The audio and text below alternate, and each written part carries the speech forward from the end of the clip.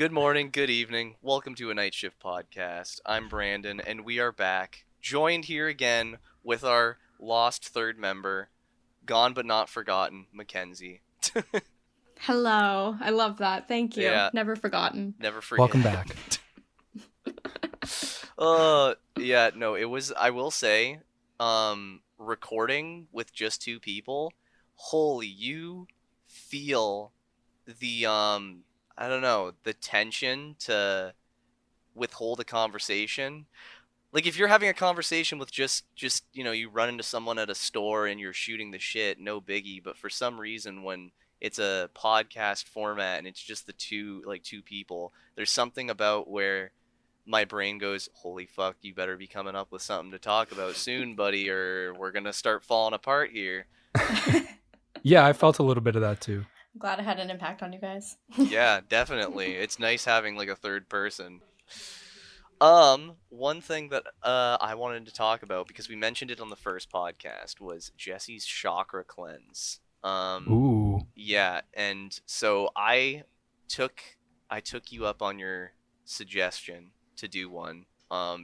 Because, okay, for full context, I'm super into ASMR and I don't give a shit what anyone says about it. Do you guys know what that is or no? Yes. Okay, so for full disclosure, I'm not like listening to any weird shit or like where it's people just like crackling bags in their microphone, like chip bags, and chomping down chips, you know? It's like more calming stuff, just whispers or whatever. People eating. No, not people eating. No. I get those on my Instagram feed all the time, and I absolutely fucking hate it. Really? It grosses. I've never been that kind of person where like it grosses me out, like people chewing, but I cannot stand it. Okay, well, the food thing, yes, I 100% agree. I hate that shit. Yeah, 1,000,000,000% that shit is gross. But just like whispers and stuff, I don't know. It's just relaxing. In my opinion, but whatever. If that's not if it's not for you, then you're just wrong. I'm sorry. So I normally listen to ASMR when I'm about to like go to bed. So I'm doing this chakra cleanse, and I was starting to really feel it. And I will say, particularly the roots thing that you mentioned, Yes. like feeling the roots grow or whatever. Well, I felt that. I did feel that. However, I fell asleep. Oh my while I god. was doing it. I just fell asleep partway through. No. Yeah. I mean, like that's a sign of a good meditation, though. Oh, I was relaxed as hell, man. You're like so zen, there's nothing wrong with that. Yeah, it was great. Like, I just started drifting, and then I woke up because I think just the video ended, and that was it. I'm like, okay, I guess my chakras are cleansed, and I just went to sleep. I don't know. I guess it's not for me. Oh my god. Or maybe I do it when I'm a little more awake, I guess. Yeah, I started doing it in the morning now because I was doing it at night before. And it was the same kind of thing. It was like so relaxing that after the fact, I just wanted to sleep.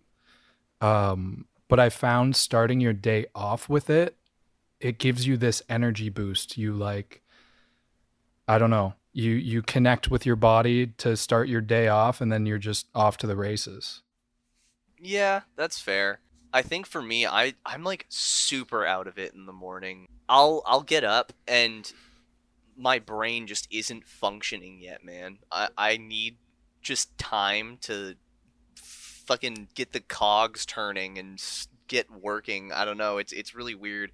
Doing anything like that right when I wake up, I feel like my body would just not know how to respond to it. But you felt the root bit? Yes, I did feel the root bit. I think because you explained it so well, I was really thinking about it. But I wish I could have found the video that you found, because some of the ones that I found, it was just, I don't know, the dude just wasn't like doing it for me. His voice just kept throwing me off. Just some of the things that you mentioned. What was it? One of the videos you were using, they mentioned, can you smell it or something like Oh my that. God, yes. And the dude that I was listening to, he did it's like, if you open your mouth, can you taste the air? And I'm like, dude, I'm in a basement apartment in Toronto. I don't want to taste the air at all. Like, Yeah, um, I forget what it was. I think it was astral projection one. Uh okay.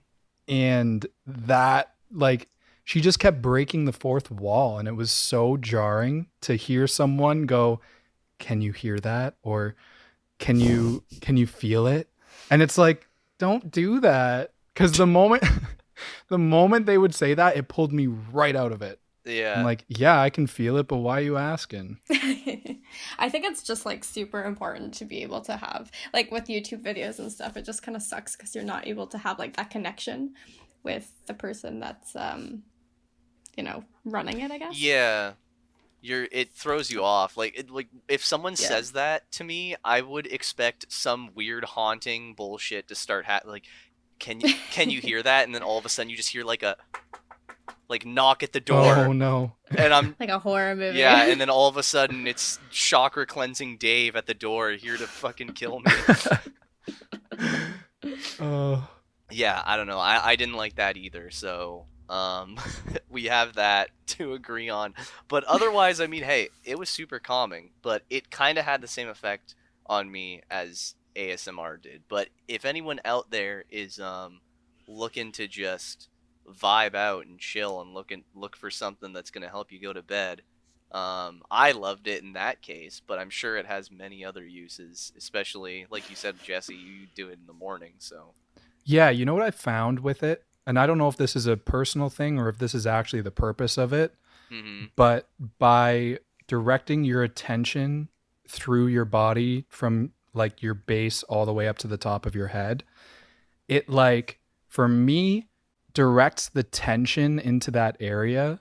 And then by the time you reach the top of your head, you have no more tension because you've cleared it out of your base, you've cleared it out of the middle of your back, you've cleared it out of your throat and your third eye. And then by the time you get to your crown, the top of your head, and you kind of clear the tension out of there, you just feel, I said weightless at the time, and that's kind of it. It's just a release of all that tension that your body naturally is feeling that you're not really aware of until you do something like that. Hmm. So by tension, do you kind of just mean generally like anxiety or whatever's like holding you back, kinda, or Yeah, it could be some anxiety that you're holding on to. For me, it's honestly physical pain. Uh, really? I don't know because I'm really like tall and lanky, and I've always had back pain because of it. Uh, and it just takes that physical pain away in a weird way. Hmm. Yeah. I think that makes sense though, because like I mean, in any form of like I haven't done the chakra cleansing, but in any form of meditation, we hold on to that pain, like physical, mental. I personally believe that's all connected, right? So like the second you sit down and actually like realize it, and I mean like really, really realize it, it's easier to control. If that makes sense to you at all. 100%. You can't control something you're not aware of. Yeah, like if we're gonna just sit here and be like, oh, I have back pain, and then that's it, and I'm like, oh, this just sucks. Like you have to really connect with yourself and like let the tension go, and really get that vibe flowing, Yeah, I so to think speak. I love that because I think that's a great analogy for just life. Like Yeah. if whatever is holding you back, whether it's that pain that we're just talking about or whatever it is, any anxiety, if you're not aware of it, how could you ever move past it? Mm-hmm. I'm not sure you can. You have to like accept it too. You have to just not just become aware, but accept it. And like any physical, mental pain, as soon as you become aware of it, accept it, it's easier to let go of or release that tension, that pain. And a lot of, like for me, a lot of my, when I get like anxious or like depressed or anything like that, I hold a lot of that in my body, and my body physically hurts. Mm-hmm. I don't know if you guys experience that, if you ever have like anxiety or stress about anything, like you can full on feel it in your body. I've never actually gotten that, but I've heard so many people like tell me about how when they have panic attacks or anxiety or something that it'll really, really affect them physically. Because I get Mm-hmm. anxious, but it never causes me physical pain. I just kind of get very fidgety, very nervous, but that's kind of the extent of it. But so you actually Mm-hmm. feel like physical pain from that? Like not all, like yeah, like not all the time for me, but a lot of the time I experience physical pain. I feel a lot when I'm stressed. I feel it a lot in my like shoulders. And whenever I go for massages, it's literally like they have to beat the knots out of me. Like it's so intense. I hold so much tension there. And Mm-hmm. I realize that's when I'm stressed or when I'm anxious about something or like, overworking my mind and like for non-beneficial ways and stuff like that. But yeah, I don't know. I mean, there's so many different forms I could go into. But I mean, even being fidgety and stuff like that, that's not really painful, I guess, but it's a physical trait that comes with an emotion. Yeah. Yeah, that's fair. I will say I feel like if I did the chakra thing whenever I'm feeling anxious, it would probably help me. But I think whenever it happens, the first thing my brain goes to is to just focus on other shit. I usually just Mm-hmm. default to wrap myself up in work and not think about it, which is definitely definitely unhealthy. But Yeah. You know what? You know what's cool about meditation specifically, since we're on this topic, is since I've started doing it and making it a practice and doing it when I don't really need to do it, those moments when I feel very anxious about something or I just don't have a clear head and I've got a bunch of thoughts that I'm trying to navigate through, just using the practice of meditation and focusing on your breath in those moments really, really helps. And that's ultimately, I think, the benefit of meditation is to use it outside of that practice. Yes. So, like, I've been meditating, quote unquote, in a car just because I get very anxious when I'm going to the studio and I've got all this work to do and I'm trying to think about what the best way is to do all of the things I need to get done today. And I'll just focus on my breath, do what I do when I meditate, and it becomes a lot clearer. That anxiety starts to go away. And I think ultimately that learning how to meditate allows you to do that. And that's the key. Exactly. I feel like people think, meditation is just sitting down in like a dark space, closing your eyes. But you can meditate in so many different forms, like just like taking a walk, working. Like you can meditate in so many forms. Obviously, if you're just starting out, I think it's easier to sit in silence. Mm-hmm. Um, but once you've like developed that practice, like you're saying, Jess, you can really use that anywhere at any time. Mm-hmm. I find working out is another form of that too. Like when it's Mm-hmm. a flow state. When I work out, it's just complete focus on that one thing and thoughts and ideas just wash over because I'm doing something, I'm engaged, and I got to Mm-hmm. focus on not dropping this barbell on my chin. So, like, I can't think about anything else except push this up so you don't die, you know? hmm And it's an Yeah. interesting way to think about it because that to me is another form of meditation, awareness, uh, serenity. And I think we all fall into those things that do that for us. Like for a while, my work was that thing. I would gravitate to work when I was feeling anxious because it allowed me to focus on something other than whatever I was thinking about. That's exactly what I do, yeah. And I think a lot of people who probably don't even think about it meditate more often than they even realize. I agree. To clarify, they're not really aware of it, but what they are doing is meditative. Whether it's literally, like you said, just going to the gym because you're just focusing on, lifting something, or going for a walk, but just anything I feel like anything can be meditative Mm-hmm. depending on how you choose to use it, right? Yeah. And something that I find kind of interesting is like when we think about people who live super busy lives and are constantly on the go, like maybe they have kids or maybe they have just a whole lot of responsibilities to tend to. I think in a way sometimes all of that can be turned into a sort of meditative state, I guess. I don't know if this is making any sense, but it's almost like they've found a way to turn everything they're doing into, okay, I'm just constantly staying busy, and if I keep staying busy, then I don't have to think about anything else going on. I just keep like moving forward. And I feel like in a way that can sort of be a meditative state, but I don't know. I see that, but personally, I've noticed for myself that is almost me escaping the problem and not dealing Mm-hmm. with it. I find I turn to my, like, when I focus on my work and get really, really busy, a lot of the times it's self-imposed because I don't want to deal with whatever I should be dealing with. Mm-hmm. I don't know if that's just me or if that's something that humans do. Oh, dude, it's 100. Like I literally do that too. I think it's just it's almost like I was saying, like a faux meditation or something where they find a way to mask it. Because I think everyone kind of needs to take a moment to just pause and go, okay, I'm just gonna be one with myself for a Mm-hmm. minute or two.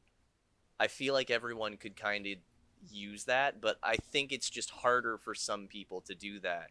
Because especially if you have kids and they're constantly demanding your attention, it's really hard to rationalize that like 2 or 3 minutes where it's just okay. I'm sitting alone and being quote unquote meditative when you feel as though you have all these responsibilities to tend to. But I think there are ways that you can get around it, like you were saying, with like the gym and a lot of other things that can be meditative without actually just being like, okay, I'm sitting down in a dark room and listening to some dude talk to me, you know? Mm-hmm. Well, you know what's interesting about it is I always thought that way, that sitting alone with myself for 20 minutes, what could that possibly do? And I don't have time for that, to be honest. Yup, exactly. It's the time factor. But once I started doing it, and this is personal, I'm not trying to be preachy here. I hope it doesn't come off that way.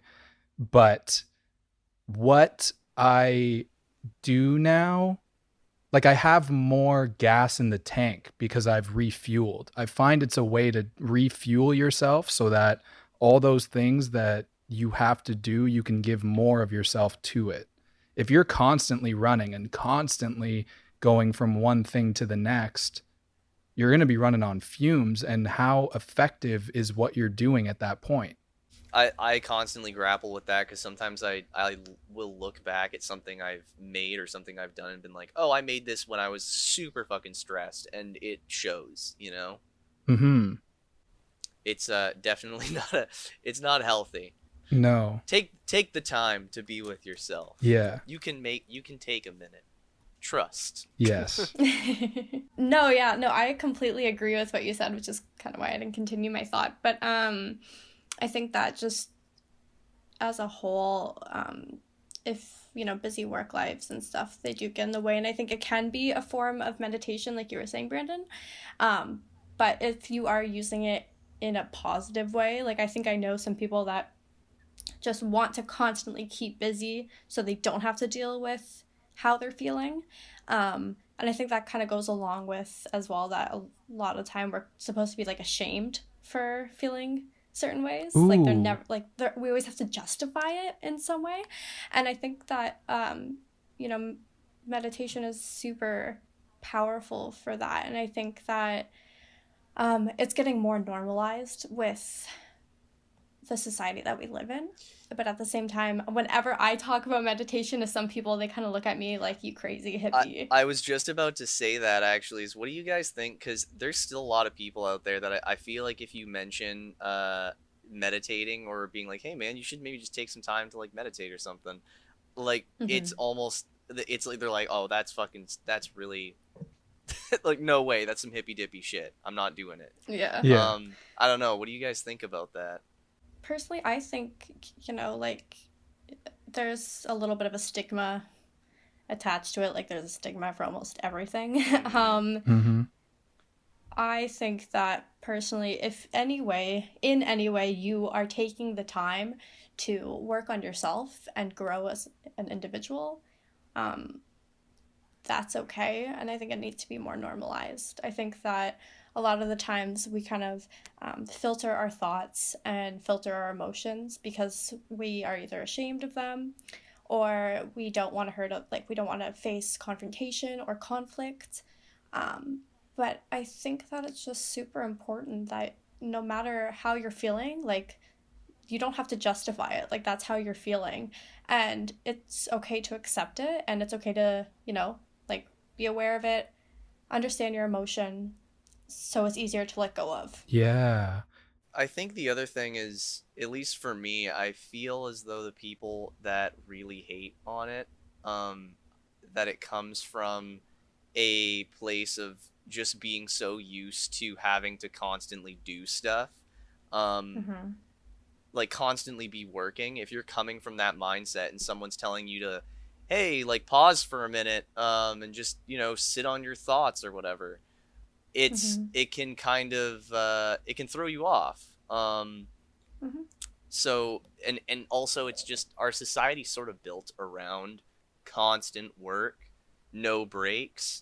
So the idea of just sitting around and doing literally nothing and just being with yourself, it sounds like a waste of time, I think, to a lot of people, and even a little bit to myself, especially when I first started thinking about doing it. But the more and more that I kind of would just let myself, because it's like I said, I never did these like chakra cleansings, but I had been doing stuff where I would, okay, breathe, just sit and breathe for a bit.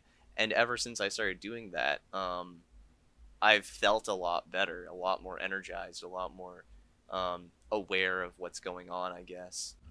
Yeah, I definitely agree with your point too, that our society doesn't benefit that, I guess, if that's the word. Like, it doesn't promote that. If you look at the substances that we indulge ourselves in, it just got to the point where we're okay with people smoking marijuana. Like, we're fine with it now, go do it, but it's still like, do it in the shadows. But if you look at what our society, we have whole industries built on caffeine because it gets you going, it gets you doing. Yep, caffeine's cool, dude. No problems with caffeine. Go out and do stuff. Smoke a cigarette too, and you're set. Like, you know what I mean? It's our society. Not that our society tells you to do that, but those are the two industries for substances: tobacco and caffeine.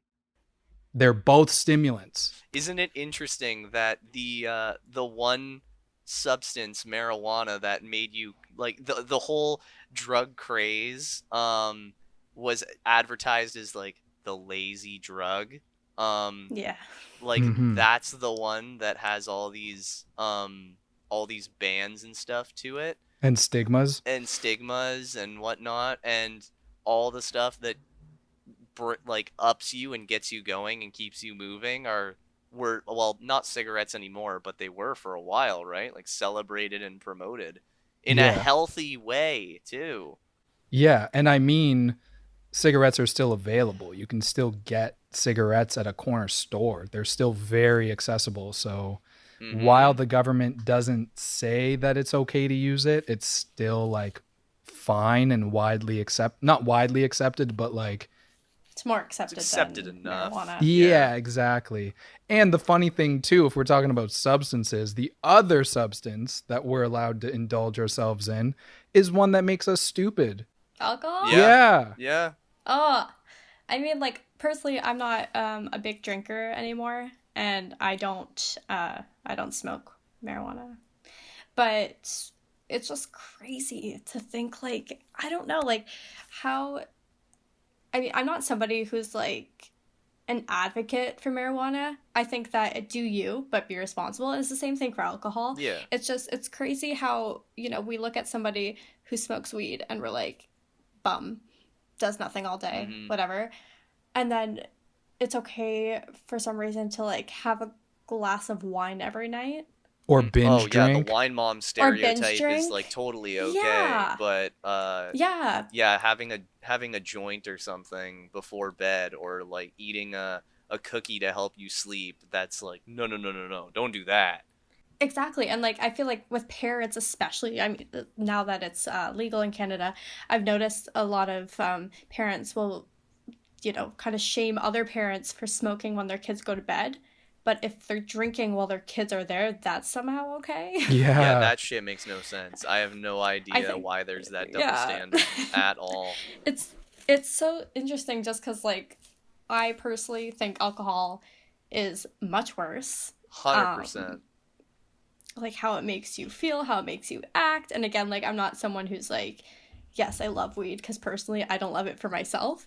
But because it does affect everyone differently, but same with alcohol. But with weed, it's like you're more chillin' usually. I mean, the odd times it does make you anxious and shit, but like it's just interesting how the two like stigmas attached to it, and it's just kind of like sad, that we kind of perceive people in such a negative light with drugs, like just experimenting with drugs. I'm not saying like people that are total drug addicts, but then somebody who drinks a lot, goes binge drinking, we're just kind of like, ooh, like, yeah, but like we justify it with something. Like we don't really always agree with it, but we're like, yeah, but like they had a hard day at work, or, they just went through a breakup. There's always that justification with alcohol.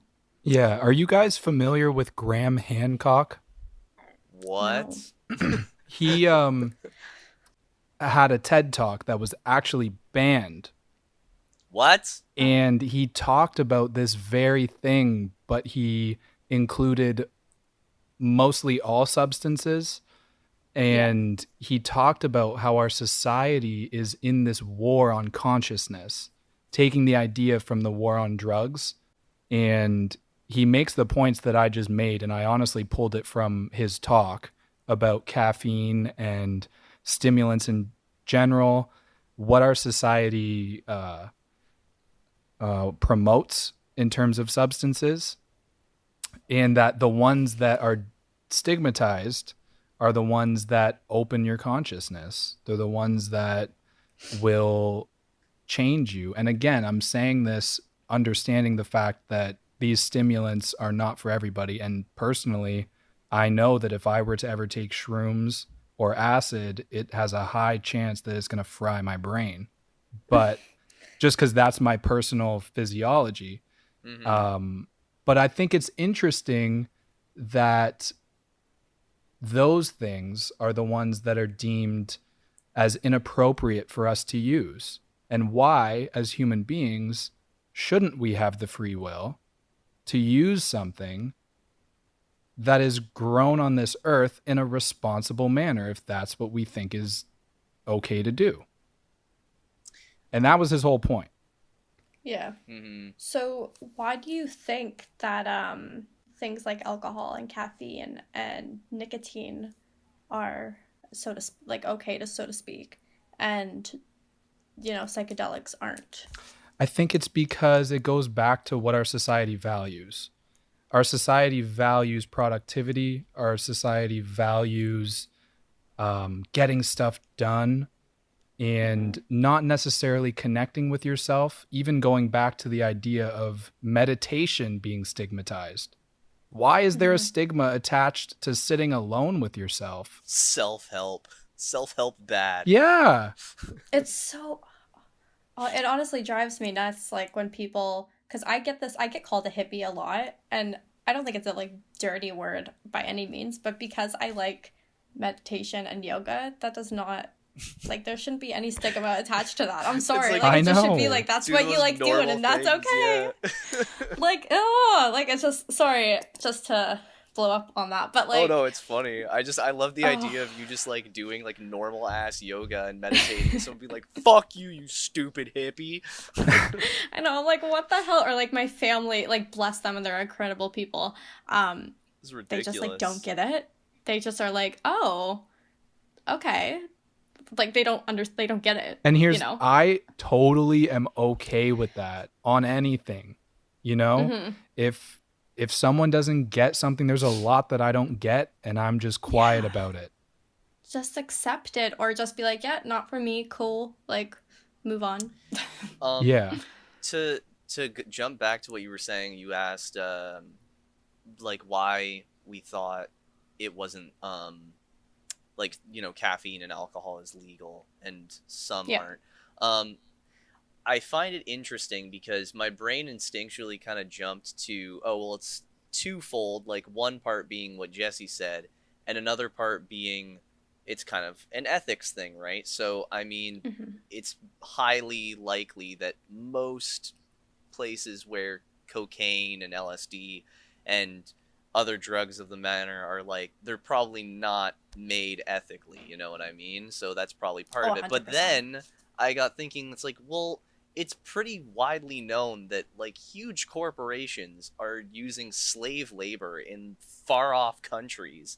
So, Mhm. and that's, I mean, okay apparently, but we Yeah. we draw the line with drugs being unethically made. I don't know. It's just I guess it's kind of a mess. I don't know. I mean, I'm sure there's also health Yeah. risks involved, but Not as much as alcohol, bro, or cigarettes, or caffeine. Like with these substances that we're specifically talking about, acid, whatever it's called, the active ingredient in shrooms, those Mhm. don't have as many side effects as substances that we have legalized. So it's Mhm. weird. It's a weird contradiction. Yeah, I mean, I'm sure there's other factors involved as to why, but I couldn't think of any right now. But it is odd. Like, it's why there's movements for legalizing all drugs, you know? And Mhm. obviously, I don't think all should be, but at the very least, there's definitely some on the list that are on there for literally no good reason. Mhm. Do you think, though, that, I mean, like, I do think some drugs should be illegal, but I think it's, you know, in the sense that we're talking, but I think that we're people that would probably all use them responsibly. Do you think that there's maybe like a lack of education or a lack of wanting to provide that education around these substances? Because I remember like in Yes. third grade, like hearing about drugs, like I would cry because I was so scared because they would like it wasn't, you know, this is like what happens if you take it. These are the things you need to be aware about. It was like scaring you. It was making sure you would never touch it. It was totally not properly, there was no proper education around it. Yeah. I think, and that's my whole point. I think if they were legalized, then we could take the steps to properly educate young adults or Mhm. even children what these substances do and Mhm. like how you could use it responsibly and how to use it responsibly, you know? But I mean, the fact, how it affects your brain and everything as well, like in your body. exactly. And like if you're a person that could do it, you know? Yeah. Because there's people who can't, and I'm again one of those people. I can't do it, but I also see that for the people who could, why shouldn't they be able to? It's weird. Like and I think through legalization, you get to the point where you can start to properly educate people on how to use it instead of using, like you said, Ken's, these scare tactics that Mhm. quite frankly don't do anyone any good. Because I remember when I first started smoking weed, all of those little like seeds that schools and parents and whatever else planted about the substance started to Mhm. come to fruition only because they told you that it would be that way. Not because it actually Yeah. was, but because Yeah. you were so it was ingrained in your head that like, oh, you better not have a bad trip. You could cut your ear off. Mhm. And then all of a sudden you're Jump thinking out a about maybe window. cutting your ear off. Yeah. I think as long as, like, I'm not somebody that uses drugs, and I want to make that very clear. But I think that as long as you are properly educated and properly informed about something, then you can make your own decisions around it. But I also think it, you know, society kind of lets us down, even with like things like caffeine, nicotine, and alcohol. The education system is like non-existent at all. Mhm. Around Like substances. around any substances, like even caffeine. Like I don't think I actually knew caffeine was like a proper classified drug until I was like 16. Okay. And I was drinking coffee since I was like a kid. Yeah. You know what I mean? It's like, Mhm. You know what's interesting about that too is like this generation of kids. This sounds so stupid. I was watching this documentary on Netflix, and it was it interviewed these children in high school that were using Juuls and vapes, and they were saying on camera, as absurd as this is to us, that they had no idea that A, nicotine was in them, and B, that it was harmful and addictive. And now they're addicted to Juuls, and it's like yeah, that comes from a Fuck. lack of education. That doesn't come from anything else. Well, no. the other thing with Juuls that's really scummy is some of the advertisements with it I think is horrible. And Definitely you geared see towards it, you kids. see it so prevalently here in Toronto. There'll be like billboards where it'll be like advertising a Juul or something, and it will be all fucking strawberry pink, or like it looks like if you blinked or did a double take, you could mistake it for like a gum ad or something. Yeah. And it when you're a kid looking up at that, it kind of warps your perception of it, because from like I think all of us remember when e-cigs were starting to come up. They were an alternative to smoking that was supposed to lead to you quitting smoking. It wasn't Yeah. supposed to be something for you to pick up, you know? So when you're advertising Juuls, like, hey, look at shiny, pretty gum thing, and not, oh, hey, here's just a healthy alternative to get you off of smoking, it kind of it garners an audience that it really shouldn't be. Yeah.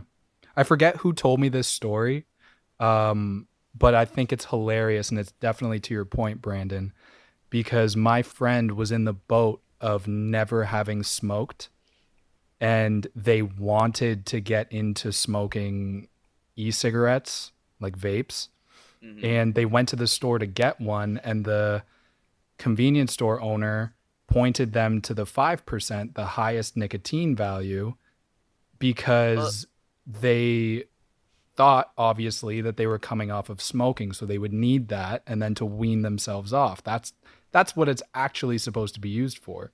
Mm-hmm. And she was like, "Oh no, I'm looking for the lowest count. I'm trying to work myself up." Oh my god. Yeah. And it's just it's weird that I don't know, I thought it was so weird when I heard that. Yeah. Are there Juul ads or like vape ads? I've never really seen one. It's weird. Like, I don't want to say yes or no and be like saying fake shit, but I can definitely tell you I have seen billboards that have been advertising them. I don't know if there's necessarily commercials, but I have seen a lot of companies that do sell e-cigs now swapping to advertisements that are more along the lines of something you would see for a doctor prescribed medication. It makes sense, because if you're trying to wean yourself off of smoking, Yeah. that's the kind of advertisement that it should be, because that's the people that it's for. It's for an older generation who's been smoking for years and are trying to stop smoking. It's not supposed to be enticing to people who To want to start. who have never smoked before and are looking for a nice, pretty way in. I guess that's the loophole around it though, because like I'm just thinking like I was thinking how are those advertisements legal where cigarette advertisements are not? I'm pretty sure cigarettes across the board are canned when it comes to advertisements, but I think we're only just now getting to the point with e-cigs is like handling how the fuck to advertise for them, because what they're doing currently is definitely not good. No, that documentary was definitely a testament to that, because it was groups of kids who were not understanding what they were ingesting. Yeah, and I think it comes back to what we were talking about with the legalizing all drugs, is because like I think a big part of it is also just like you gotta trust your doctor and stuff, you know. And like I mean, what was there was like a drug, I think it was called the soccer mom drug or something. Was it Oxycontin or something? Yeah. Like well, that's like the nickname that it had or whatever. I don't know. Well, I don't know Oxycontin about the is, nickname. like, you get that for I've been prescribed it for pain, I think. Yeah, but it was like there was a huge problem of it being like overprescribed. So it's like there's a lot of issues with drugs currently as it stands already. Yeah, I think there's a difference too to be made between legalizing a drug and legalizing it for recreational use. Yeah, that's a big distinction that needs to be made. Yeah, I am advocating for the legalization, not the legalization for recreational use. Yeah. I think that it's absurd that I think it was a month ago that Canada announced that they were finally going to allow researchers to use, I think it was acid, and it was definitely shrooms, like the active ingredient in shrooms, to use for testing. Really? Which before that point, you couldn't do that. That's a huge step in the right direction, I think, for Canada and for researchers, because if they can get a hold of how to use those substances, that's the goal ultimately. I think the problem with these substances is that because they're stigmatized and because they're illegal, it leads to people not using them in the right way. And that's when we have all of these problems. But if we can have a researcher say, okay, well, the problem is that you're using too much of it. If you microdose it, if you use it in this way for these purposes under doctor's supervision, then it can be beneficial. Well, yeah, it's like a concentrated amount, and you can see that with like anything. Go eat a bunch of chocolate and then come talk to me and you're going to be flying off the rails. Go drink an entire pot of coffee and you're going to be shaking uncontrollably. It's like with when people take LSD or take acid, they're probably taking like a whole tablet or whatever and they're flying off the rails. But yeah, I think having that testing is a huge step, especially since we've seen the benefits of what micro doses of just marijuana can help, like how it can help people with physical debilitating diseases, you know, help with like the pain. Yeah, and it's like I don't know, it's just a weird contradiction too when you look at the pharmaceutical industry and you see the drugs that are allowed to be prescribed to people and the harmful side effects that they have, that we think that we have the answer and that it couldn't possibly lie within these psychedelics, so we're just not even going to touch it. That's absurd and ignorant. What if it is? What if it's not? I mean, it could not be. Yeah, and then it just ends there. Who cares? But why wouldn't we give researchers the ability to look into it, is my point. Yeah. I think to not even try. Yeah. If we have the capability and we have the science to do it, I think it would be beneficial, because, you know, we do that with all sorts of other drugs anyways. And I don't think that, you know, like Adderall or like a T3 or anything like that is like, that shouldn't be socially acceptable, whereas other things aren't, if that makes sense. Like they're all fall in the same category. If you use them properly, it's okay. And obviously those don't have as much effect on the brain as, you know, shrooms or acid, but they have really physical effects on the body. And I think that no matter what, with testing and with research, we can get things moving in the right direction when it comes to drugs. I agree. There's two things that I'm thinking about right now that if anybody enjoys this conversation, they should definitely watch. One of them is Have a Good Trip on Netflix. It's a fantastic documentary. And the other one is the first episode of Midnight Gospel.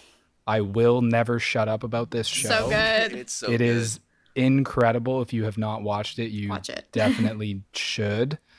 But they talk about this kind of thing in that first episode and the idea that there is no bad drugs. It takes a very like scientific approach to what a drug is. It's simply a substance that has an effect on a person. And if you look at it that way and you disassociate yourself from all of the thoughts and ideas that might have been put in your head through media, through parenting, through schooling, you'll realize that we kind of are missing an opportunity here for something. There could be something in these if we looked at them that way and stopped putting what like barriers up before we could even see what the possible potential could be. Do you know what I mean? Yeah, definitely. I will say watching Have a Good Trip definitely is a must for anyone who's interested in this kind of stuff, because it just kind of covers the bases of LSD and shrooms and the potential that a lot of the testing could be. I thought it was really funny though, because they have all these celebrity testimonials in it. And when I was hearing about Ben Stiller describe his trip, I'm like, man, this would totally be me. There's no fucking way that I'd be freaking out. I would be having the worst nightmare of my life. That's me too. I resonated with Ben Stiller the most in that. Yep. Because I just know, and that's okay. Yeah. It's better to know and not do it. Do you this is like completely off topic but kind of on topic. Do you guys have any unexplainable or irrational fears? Ooh. Because like just to give an example of mine, because it comes to mind when I think of my nightmare trip. For some reason I always have this, like, whenever I would go for walks like late at night, there was this forest that was way off in the distance, and I had this strange fear that just this sniper was like watching me. Oh my god. Or that someone was like really far away that I couldn't see was watching me, and that I would just be walking and just like living my life, and then all of a sudden it'd just be like bang, like that'd be it. And I don't know, I would always think about that when I went on a walk, and I imagine if I was tripping out, that kind of shit would haunt me to my core. Oh my god. I have to think about this one. Jesse, do you have any? Well, if I'm being honest here, and I'm not trying to like salvage what people perceive me as, I guess I would 100% agree with what you just said, and to me it stems from a place of paranoia. And I grapple with that a lot personally, is just thinking someone's watching you, you know? Yes. Like, it's have you ever seen The Truman Show? Yes. That movie planted that seed in my head, and since I've watched it, I cannot get it out. Like, I can. I'm not like paranoid 24/7, but it pops up like randomly. Yep. And it's just, if you have any inclination towards paranoia, don't ever watch The Truman Show, because it should honestly be classified as a horror. The fact that it's in the comedy section that's freaks weird. me out. Oh yeah. That movie's deep. It's really, really strange how movies can do that to you. Like, have you ever seen the movie Spirited Away? That's my favorite movie ever. Yeah, I love it. It's a fantastic movie, but they have these shots. So I'm sure you guys know the character No Face in it. Yes. Mm-hmm. Yeah. So every time that they're showing him when in the beginning, it's always these distant shots. So you're never up close. You don't see him like up close. You are from the perspective of the camera, like an onlooker, and you're looking at a faraway bridge, and he's just kind of standing there. But you know that he's looking at you, and he's looking right at you. And he's always just kind of peering from behind something or just looking. He's just watching, and you don't really know his intention. You just know that he's watching. And when I saw that as a kid, holy shit, I would like be in the bathroom and think that he was like sitting behind the door. I'd close my eyes in the shower and I'd think I'd open them and he'd be standing there. It was bad. So you were scared of No Face as a child? Yes. I was scared of I don't remember her name, the crazy old lady. Oh, the witch? My god, I was terrified of her. I loved No Face. I thought there was he a lot. Well, cheeky. I know he's nice at the end, but it was just like how they kind of built him. I don't know, and it's just like how my brain perceived it. I guess I don't know. It's like I said, it doesn't make any sense. I watched Terminator 3 when I was younger, and there's a part where the robot like extends its finger through the passenger seat car and impales the dude sitting there. And when I was younger, I watched it, and then I had a fear of sitting in the passenger seat because I thought I was gonna get fucking impaled. Oh no. Wow. Yeah, the point here is that I probably shouldn't have seen any of these movies as a child. I agree with that statement. I think these just kind of set you up for fear. Yeah, definitely. And that's why I can't do shrooms, ladies and gentlemen. That's why I can't take acid. That's why I can't take LSD. Fair enough. Oh my god. Fair enough. That obviously brings me to Princess Mononoke. The fact that you brought up Spirited Away, I have to talk about this movie now. Oh, so did you just recently watch it, or? No, it's one of my favorite. It probably is my favorite Ghibli movie, and it has been. But you know what's weird? To go off on another side tangent, I've found that a lot of our nostalgia for like old movies is surrounded by the fact that we watched them so many damn times that we got so close to them. Yeah. But today, because we have everything accessible, nothing sticks because we're already on to the next thing before we've even digested what we just watched. Yeah. And I think Princess Mononoke, because I didn't see it as a kid, that kind of happened for me. Like I loved it when I saw it and it was all I thought about. And then 2 years go by and I didn't even really think about it. And then there was a limited box edition that got released and I got it and it came in and I still didn't watch it for months, even though I made the effort to buy that because I liked it so much.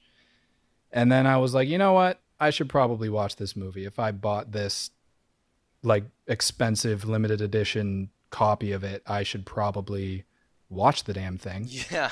And I watched it and I just fell right back in love with it. It's an incredible movie. So what's it about?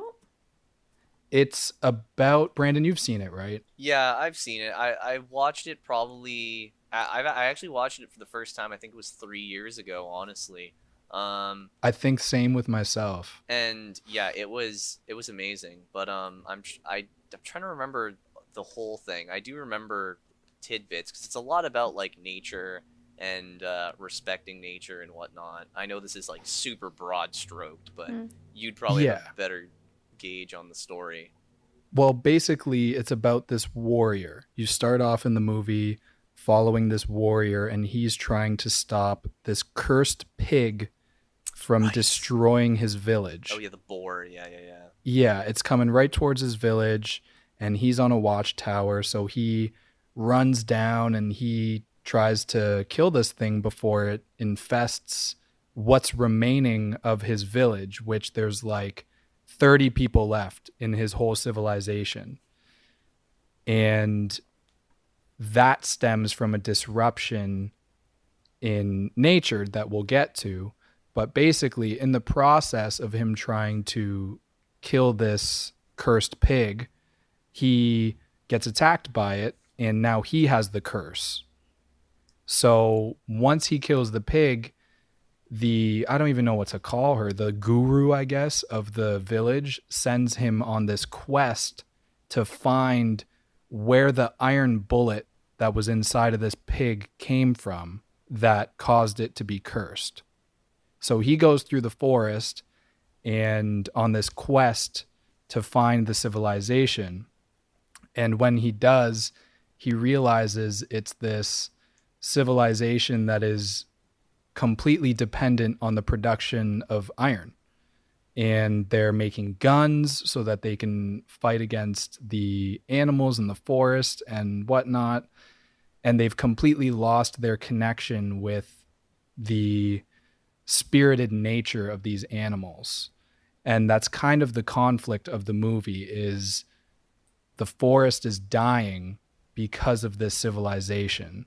And it takes place in, I think, like 1300 or something like that. Yeah, it's like a fantasy kind of. Yeah, it's mythological in the sense that the forest is full of spirits and these animals are gods. And there's what I found so interesting about the plot, you'd have to watch the movie. That's essentially the plot, is that he's trying to convince this civilization to stop what they're doing because they're going to destroy the forest. The interesting bit is that essentially what it is he's trying to restore balance in the universe by showing this civilization that they can thrive, but also respect the spirits of the forest. And it's a beautiful story of him connecting to the spirits and showing the balance in nature and how humans, it's kind of a parable, how humans have gotten away from their connection to Earth and to the energy that this planet has because we've just completely shied away from it. It's really interesting how different societies create media and the messages that they put across. Because it's not to say that in North America we don't have films like that, but a lot of stories that you wouldn't think you would hear come from different countries that you probably would overlook.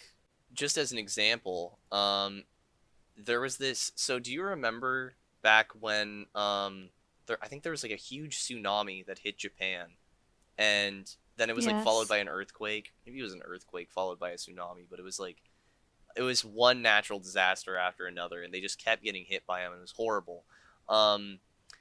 And so there's this movie, and I'm gonna say it, and you'll laugh at first, but so it's called Shin Godzilla, and it was one of the more recent Godzilla films, that's been put out like from Japan, because I know there's like the North American shit that's happening right now, but and I'm sure, I don't know if any of you know this, but just in case you don't, Godzilla has always kind of been this embodiment of Japan's perception of North America. So I didn't know that, actually. Yeah, so when Godzilla 1 came out, like, well, that sounds so weird to call it that, Godzilla 1, but like the original Godzilla, the black and white one with the big, like the fake costumes and stuff, it wasn't like during that time, you know, they were still coming back from Nagasaki and Hiroshima, and the, you know, aftermath of that shaped how this movie kind of was made. So you get this monster that's just destroying stuff without a care, like it's spiteful, hateful, targets buildings, just out for blood. And then over time, now, I mean, if anyone's even seen the more recent Godzilla movies, he's a good guy now. Godzilla's chill. He helps us. He's even like called quote unquote Earth's defender. And that's supposed to be North America? Yeah, well, so I mean, so like tensions have kind of gotten better, right? Like, we've moved past it, right? So as tensions improved between Japan and North America, so did kind of the perception of Godzilla movies. So now we would see Godzilla was like a defender of Japan kind of thing. Okay, now question. Yeah. The original Godzilla came out of Japan, correct? I'm pretty sure. I'm like almost 99% sure, but let me see. And did the new ones come from North America? Not all, no. Well, so there's okay, Godzilla is a 1954 Japanese kaiju film. Yeah, so there's like tons of Godzilla movies, as I'm sure you probably know. Like, there's so many, and most are from Japan, but there's only like a few that I think come from North America. Those being like the ones that just came out recently, the 2014 one, and the one that came out like last year, I think. Okay. And then there was like one really, really shitty one called like Godzilla 2000 or something. And that one was bad as well. But point is, so then now we get to this one, Shin Godzilla. And so this film comes like right after all of these tragedies, like all of the natural disaster tragedies. And it's really interesting because the way that Godzilla is perceived in this one is he doesn't actually target anything. Anytime that he attacks in the film, it's almost it's like a natural response. And it's very clearly intended because it's not really that he's targeting buildings or anything. He's just moving throughout the city, and his mere existence is causing destruction, hence the analogy between a natural disaster, right? And every time that it happens, Japan would adapt and overcome him, but then he would come back with some new crazy thing. And I just think it's really interesting because I feel like you don't often see movies that are very symbolic like this from North America. Oh God, no. Like it'll be like a movie might get made on a traumatic event, but it's always like stated very literal. Like, this movie is about World War II or something like that. It's never like you watch this. Like, I remember I watched this and I just thought I was going to watch a Godzilla film, and I didn't. As I watched it, I was really like, oh my God, this is literally just. It's like them kind of grappling with the issues that they've been dealing with for like the past 2.5 years, you know? Yeah. But do you think North America takes things more literally compared to or North America's culture and religion compared to Asian culture and religion?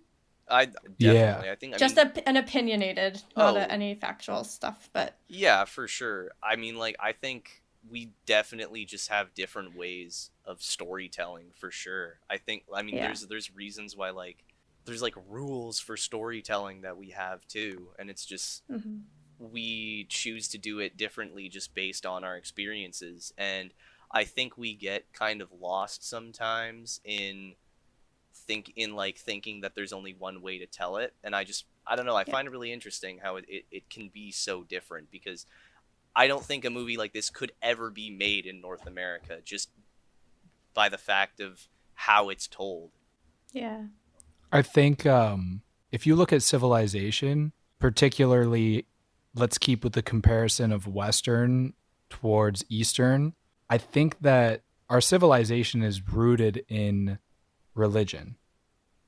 It started with some sort of ideology or religion or way of thinking about what life is and what happens after death. That's common in all religions or spiritualities or whatever else. And civilizations were actually built off that. And Western civilization was built off Christianity more so than anything.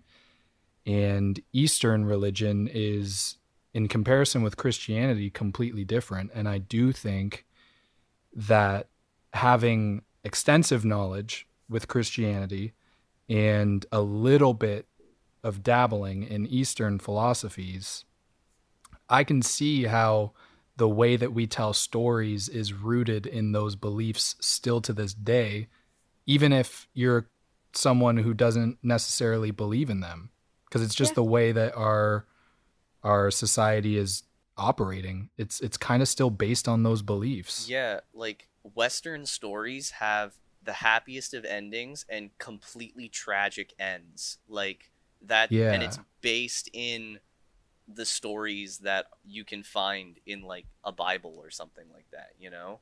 It's based in historically the stories that we've told. And I that's what I guess I was getting at is I guess sometimes I kind of forget that, you know, a completely separate country would have whole different stories and different lessons to take away from those stories, you know? Mm-hmm. One thing that to keep going off of that, um, the like South Korean films, like have you ever seen Okja? I haven't. I know what you're talking about though. No. Yeah, it's so it's another film by the director of Parasite. It's one of I think it was his previous one. I can't remember, but I think it was the previous one. yeah, but both in like Parasite and Okja, I like not to just explain the entire film, but the way that they conclude is the ending is happy for like the characters involved, but the overarching theme speaks to like a tragedy or like a bad ending. You know what I mean? Interesting. So like, have you seen Parasite or no? Yeah. I haven't Okay. seen it, but I heard good things about it. Yeah. It was a good film. Incredible. Well, so Incredible. because I mean, for Parasite, it's like the whole part about the film is kind of holding a lens to the way that this like elite society looks down on the poor or whatever, like talking about like their smell and whatnot. And despite the fact that it has like a happy ending for this family, you know, they do end up getting reunited and whatnot. It still holds kind of a light up to the deeper seated issues involved. And in Okja, it's like um it's a film about like food processing, basically, to broad stroke it really quickly. But despite the fact that they save one of these animals, there's still like millions of them still getting processed, you know? Yeah. Wow. Storytelling's interesting to me, and I like looking at how different nationalities tell their stories, I guess. Yeah. I think it's starting to, like, those lines are starting to blur, and it's very exciting for filmmaking That is true. Yeah. because with the accessibility to make a positive note about Netflix and even YouTube to a certain degree, is we're a lot more aware of these stories that we haven't been subject to before. You have to get exposed. Yeah. You have to get exposed by it in order to have it influence future projects, future pieces of art and media and whatnot, you know? Definitely. And I think that was the heroic ending for Parasite as a movie, Mhm. was for them to, for, I guess it's twofold, for them as creators to get recognized on a global scale like that, or and specifically not even global but North American, I guess, for the Oscars, and win Best Picture, Oh, Best yeah. International Film, and I think two others or one other or three other. I think it won a lot. I can't remember how many, but it definitely won a lot.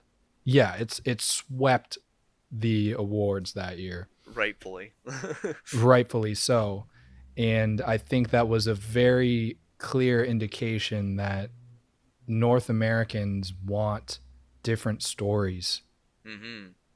And I'm so excited for what's to come from that, because that was last year, wasn't it? Oh yeah, I'm pretty sure. Yeah, that was last year. I mean, even like three billboards outside of Ebbing, Mm-hmm. Missouri. Like that Mm-hmm. kind of doesn't follow a typical story arc either. At least one that you would see um in your typical just Hollywood blockbuster bullshit, you know. Even Call Me by Your Name, Oh like god, yeah. going onto it, like we're in a really cool spot for filmmaking right now. I'm very excited for what's to come out of this because the representation has been all across the board and it's really, really nice to see. It's refreshing. And I think to that point, if we're talking about representation, I think that's the core element that we're now starting to see with films.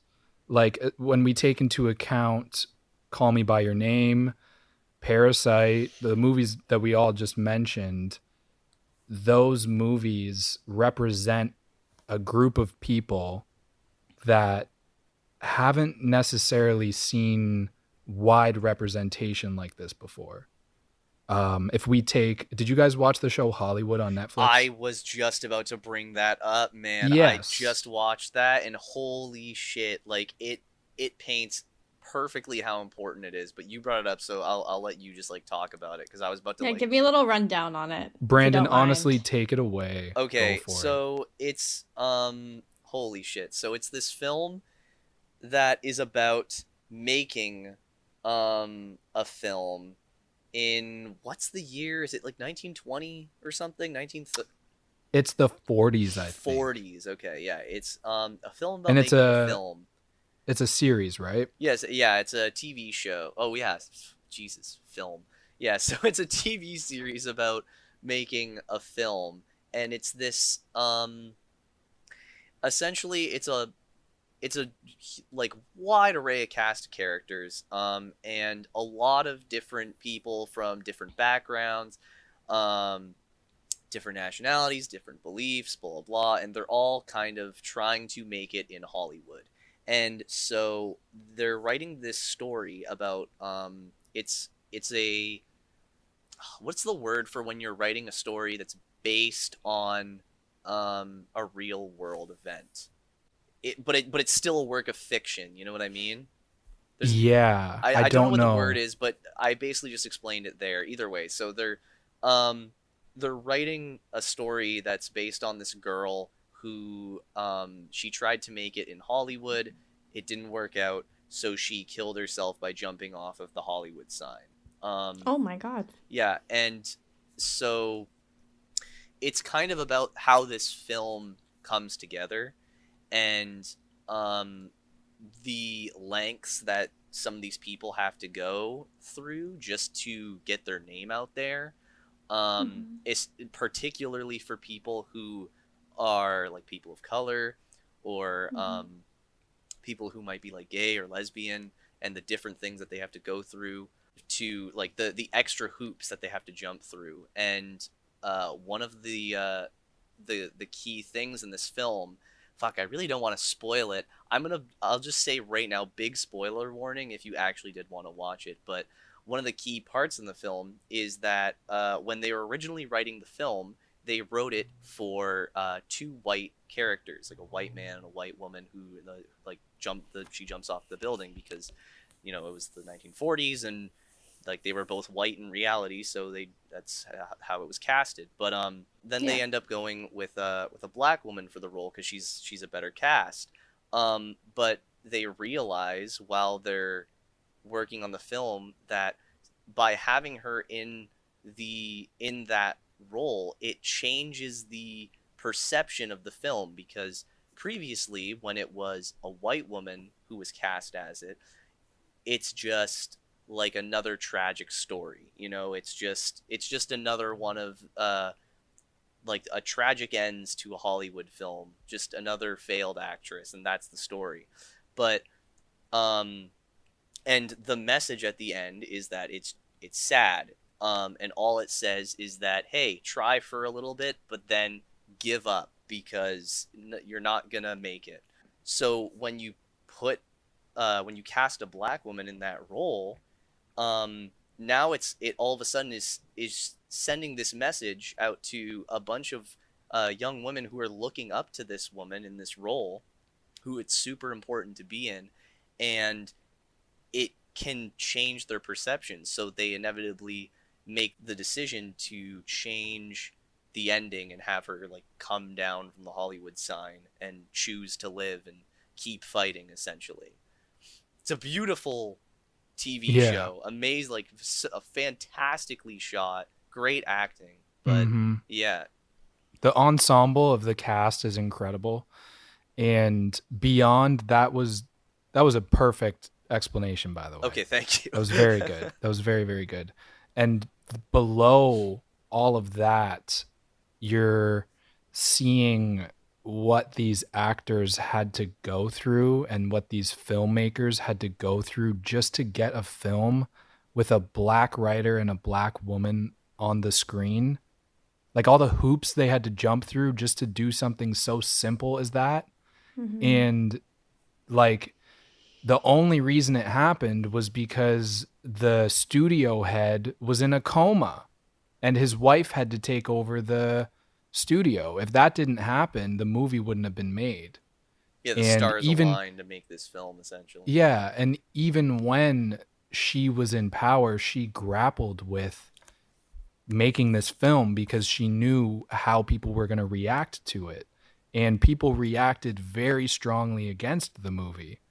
And what's interesting is that we all know that that is Hollywood. There was no movie in the 40s that came out having a black woman being a main and gay men on the screen, out gay men, I'll say that, because it just didn't happen. People weren't open to it. And it's unfortunate, but it provides, I think the show provides a glimpse of what could have been for Hollywood. That's how I like to look at it too. And I guess what I'm saying is I'm happy that we're kind of there. We're at the point where different marginalized groups are starting to get represented on the screen. And it's really, really beautiful to see. Like, Call Me By Your Name was huge for me specifically, being gay, watching that movie. That was huge. That was like, I didn't even realize how much it would impact me seeing two men falling in love on a screen, because I've never seen it. And it wasn't until seeing it that I'm like, damn, I was always projecting my idea of what love is on stories that don't really cater themselves to what I think love is. But to see a movie that actually portrays it was, I don't even know the words. I honestly can't put it into words. It changed my life. And everyone should be able to have that feeling. There's no one that should have to live, like, media plays such an important role in our life, and everyone should be able to watch a movie or read a book or whatever the media is. They should be able to in some way see themselves fully in it.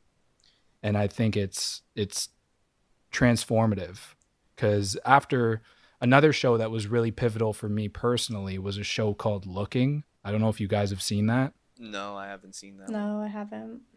It's an HBO show, and it's about 6 gay men living in I think it's 3 actually, living in San Francisco, and just like honestly just living. And the ups and downs that come with it and the conflicts that were in the show were uniquely gay. Like, they weren't straight problems, you know? Like, they were gay problems, and they did it in a way that felt so normal. Like, it was just, they weren't trying to push an agenda. They weren't trying to make a point out of what they were doing. They were just simply sharing this story. It's just a slice of life, Yeah. basically. And about 3 gay men. Mhm. And up until that point, I hadn't seen anything that did that. It was always some either background character, or if they were a main role, it was like the straight version of what they think a gay character is, which is typically either a coming out story or like their family doesn't approve. Yeah, and that's all you get. Yeah, it's Mhm. never about like what you actually go through, you know? What life is It's like. it's interesting because I've never seen this show, but I honestly think it's so wrong that I personally don't even know what kind of struggles like you as a person would go through, like you as an openly gay person would go through. And I think that's just not right. Like I feel like those things need to be normalized, talked about amongst everybody because like that could prevent a lot of things. That could prevent, a lot of mental health issues as Mhm. well. Because like if I'm being honest, I probably wouldn't know. Like I'm trying to think at the top of my head if I do know anything, any struggles like you would have to go through, and I don't know if I do. And I think it's like important that is becoming normalized. You know what the main struggle is that there's a lot, and there's struggles with whoever you are, but the main struggle that comes out of not being represented in the media or having some sort of tainted representation of yourself in the media Mm-hmm. is shame. There's Really. so Yeah. much shame with like who you are if it's widely accepted that we don't talk about that. You can be that way behind closed doors. We'll allow you to get married. We'll allow you to hold hands in public or whatever you want. You can have it, but we're not going to talk about your story, and you better not talk about it either. That That's so not that okay. exactly, that mentality is thankfully finally going away, it seems like. Mm-hmm. But it's toxic. It's so Yeah. toxic. Yeah, and it's crazy that people would kind of oppose that at all. Like okay, I don't know if this is or isn't a good example, so stop me if it sounds stupid. But when I listen to like Flower Boy or Igor from Tyler the Creator, Mhm. like I enjoy what's being told, like the story. It's interesting and it's unique, and I feel like I'm really connecting with it. It might not be on a personal level, but it's like appreciated and it's unique and it's told in like a beautiful way. And I feel like Mm-hmm. if something like that was neutered into being something that it's not, or um like not told at all, I I don't know what I would do. I'd be missing out on some awesome fucking music, that's for sure. That's it, man. That's exactly it. And think about all the ideas that have been squashed because of that simple thing, because the pronoun was off. Exactly. It's crazy. Like there's artists out there like Frank Ocean, obviously, who embraces his bisexuality. And it's the same point. I don't have to be bisexual to understand what he's saying and relate to it. He's like the most relatable artist of our generation. Yeah. Yeah. It's a lot of people who have been connected to every single character for their entire life who are now having to like suspend their disbelief for a second and getting upset about it. So I would pay them no mind. Exactly. And I think we're at the point where we're not anymore. And it's fucking fantastic. Yeah. Like, why, really, why should we calm down? Whoever that we is, if you find that you're not the majority, why should you water down who you are for a society that force fed a different idea to you your whole life? Embrace that shit, Exactly. you know? Like, I don't know. I don't relate to the Titanic. I do on like a core level because Mm-hmm. like it's a love story and I know what love feels like.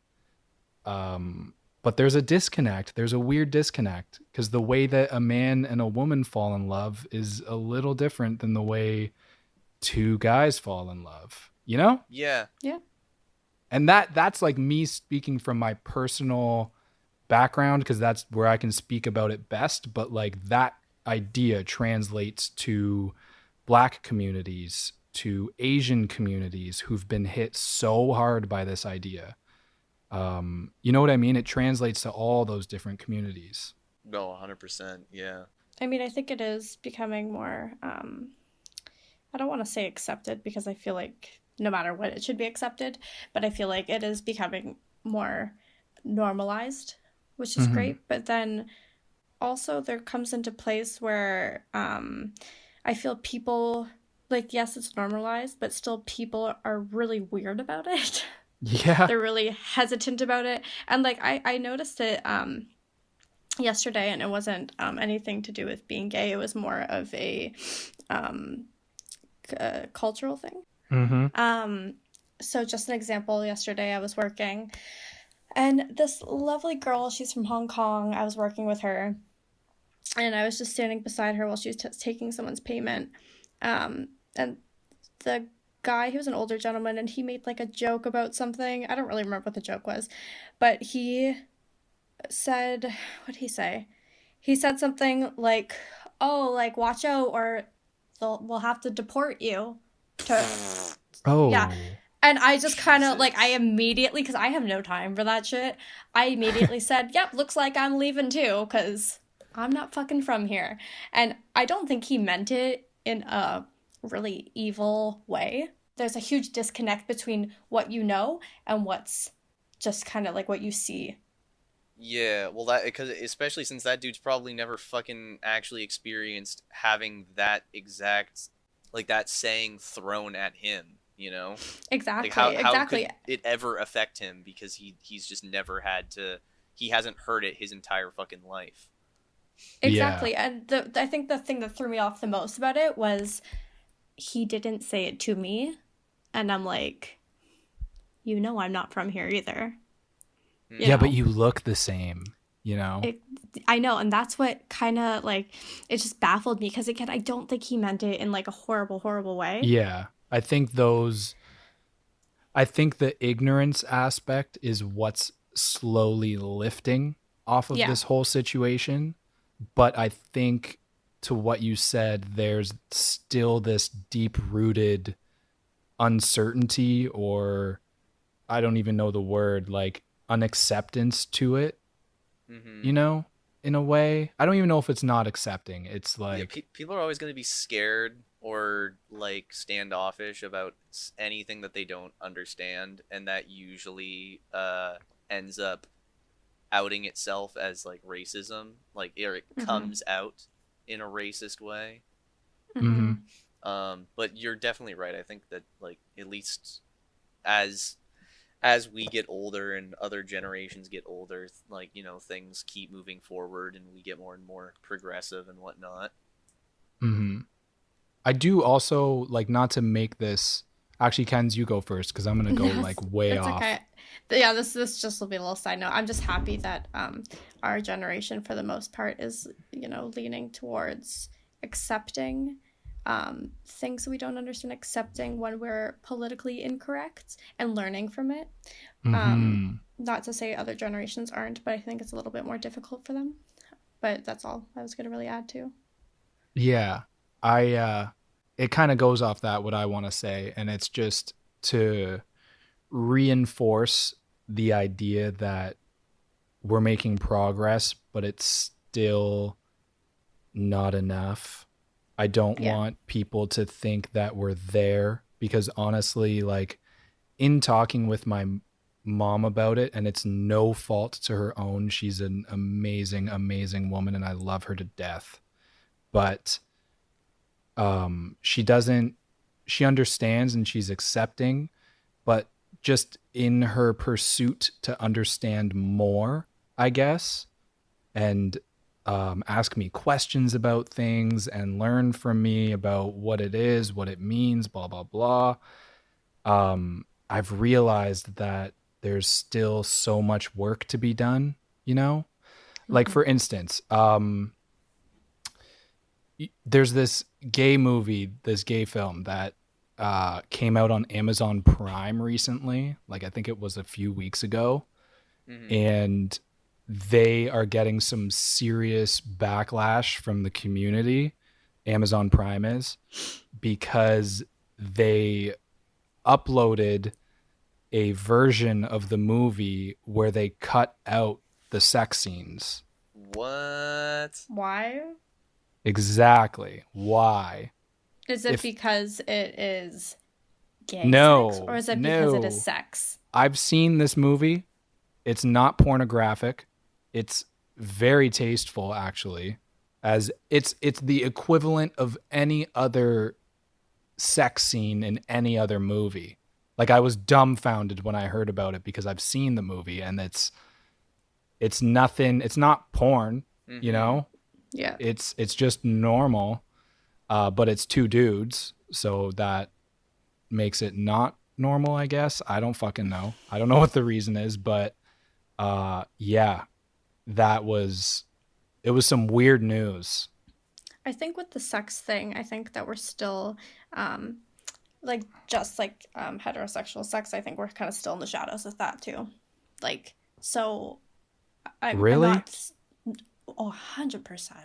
I think that there's still such a stigma around sex that needs to be broken. I just think as a whole, society is, again, slowly getting there, but like we're not there. Like, like with the slut shaming thing, with, I mean, like, just all of that, like, just touching on this really, really lightly with the porn industry. It's most, like, for, again, heterosexual porn, it's mostly male based, on, like, it's about pleasing the male, and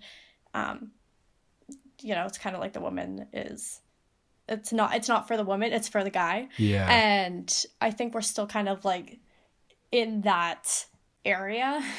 100%, dude. Oh yeah, And I sex has think, a huge stigma to it in general. It's crazy. And like, for some reason, like, I listened to a podcast a while ago. I forget this woman's name, but she films porn, but it's to cater to both parties rather than just one.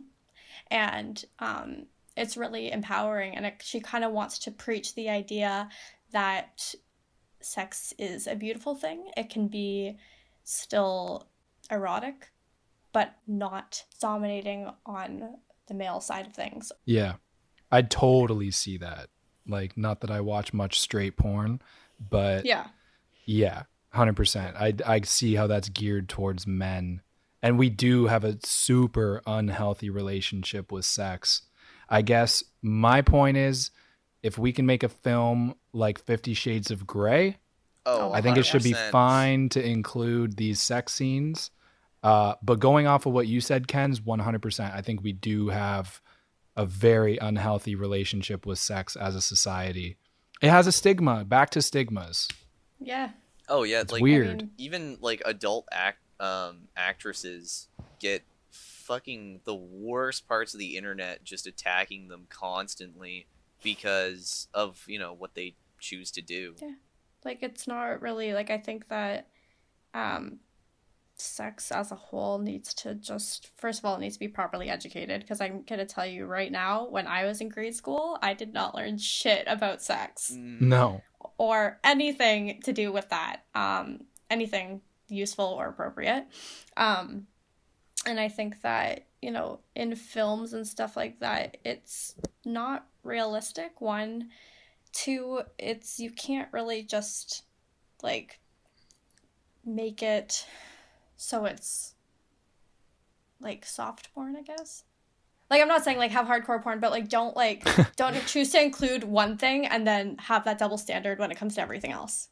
Yeah, I think it's just, like, it's really weird, the double standard with porn and sex, because it's clear that media industries and whatnot are totally cool with sex selling, quote unquote, but Yeah.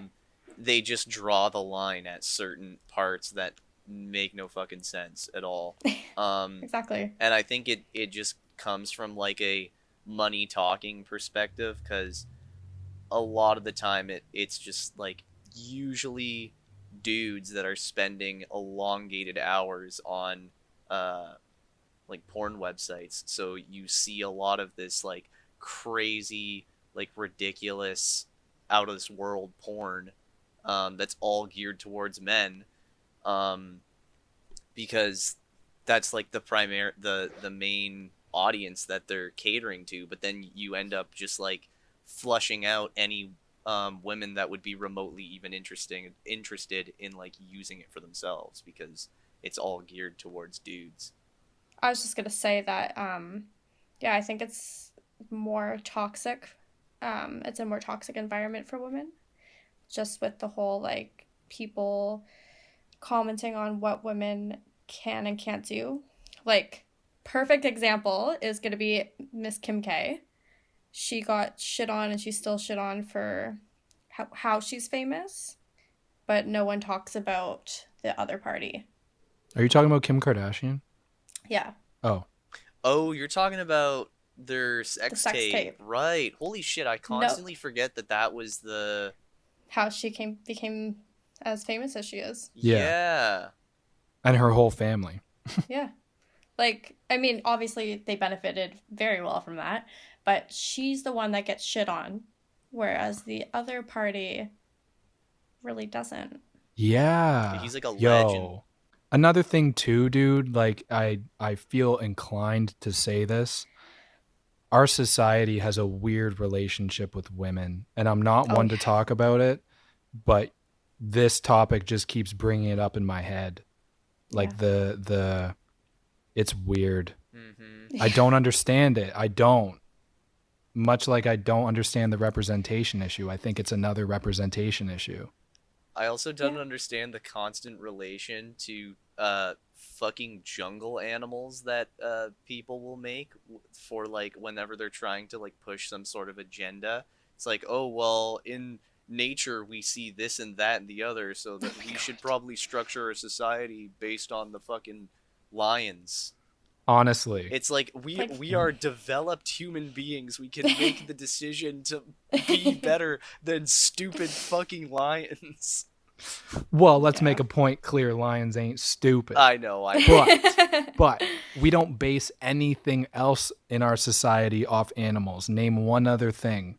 But the moment sex comes up, we're like, oh, it's unnatural to be doing that thing because the monkeys don't do it that way. You know? And it's like, what? But What else guess do we what? base The off monkeys animals? do it that way.